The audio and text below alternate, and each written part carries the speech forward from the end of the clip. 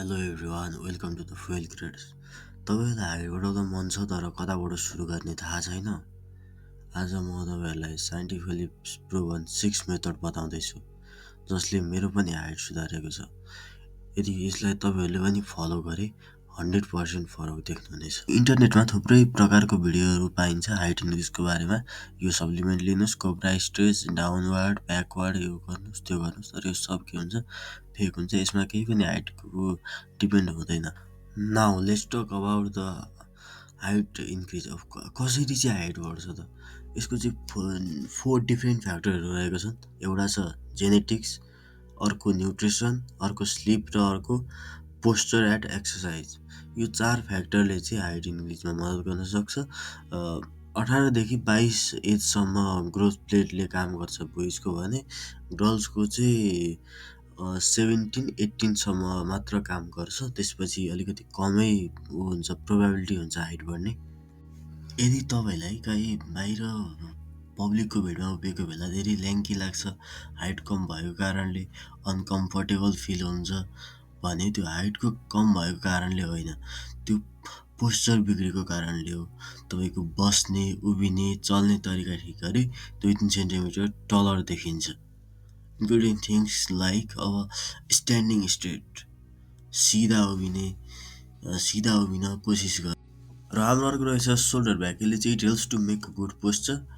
अनि त्यसपछि then after अर्को छ हाम्रो एभोइड स्लचिङ। यसले चाहिँ अब avoid slouching and appear taller, focus on strengthening हुन्छ। त्यसपछि अर्को हाम्रो फोन युज गर्दाखेरि चाहिँ गर्दन डाउन नगर्ने। हामी सम अफ द केसेसमा चाहिँ फोन युज गर्दाखेरि गर्दन डाउन गरिरहेको हुन्छौँ। यसलाई चाहिँ हामीले के गर्नुपर्छ, रिमुभ गर्नुपर्छ यो हेबिटलाई चाहिँ। Tip 2 stretching exercise, cobra stretch. Cobra stretch चाहिँ यसले चाहिँ पोस्चरलाई गुड बनाउन हेल्प गर्छ। अर्को ह्याङ्गिङ बार, यसले पनि हाम्रो पोस्चरलाई गुड बनाउन हेल्प गर्छ र हल्का हाइटमा बढाउन हेल्प गर्छ। अर्को हाम्रो क्याट काउ पोज छ। यो चाहिँ हामीले बिहान रोज गऱ्यो भने यसले धेरै बेनिफिट दिन्छ। अर्को फरवर्ड बेन्च छ, यो पनि एकदम हेल्थी हुन्छ। र अर्को हाम्रो छ साइड स्ट्रेच, यसले पनि एकदम हेल्प गर्छ। र यी एक्सर्साइजहरू चाहिँ हामीले रोज 10 मिनट गऱ्यो भने स्पाइन डिकम्प्रेस हुन्छ र फ्लेक्सिबिलिटी बढ्छ र नेचुरली हाइट चाहिँ के हुन्छ, हाम्रो इन्क्रिज हुन्छ। मैले पनि यो एक्सर्साइजहरूबाट हाइट इन्क्रिज गरेको थिएँ। अर्को हाम्रो रहेको छ टिप 3 मा न्युट्रिसन अथवा हाइट फ्रेन्डली फुड्सहरू के हुन् त भन्दाखेरि हाम्रो मिल्क, पनिर, चिज रहेको छ। मिल्क भनेको दुध भयो, हाम्रो लोकल मार्केटहरूमा अथवा घरमै पनि पाउँछ। एग्स भयो, अनि बनाना भयो, नट्स भयो, एल्मोन्ड्स, पिनट्सहरू भयो, अनि चिकन फिसले पनि त्यसमा प्रोटिन हुन्छ र हाइट बढाउन एकदम हेल्प गर्छ। अनि भिटामिन डी, सनलाइट भनेको यो भिटामिन डीले चाहिँ हाम्रो हाइट बढाउन हेल्प गर्छ। हामीले मोस्टली दिनको 10 मिनट चाहिँ घाम ताप्यौँ भने यसले पनि हेल्प गर्छ। अनि protein plus calcium plus vitamin D is equal to 70% height growth. Diet सही भयो भने हाइट अटोमेटिकल्ली चाहिँ के हुन्छ, इम्प्रुभ हुन्छ। अर्को छ हाम्रो टिप नम्बर 4 मा प्रोपर स्लिप।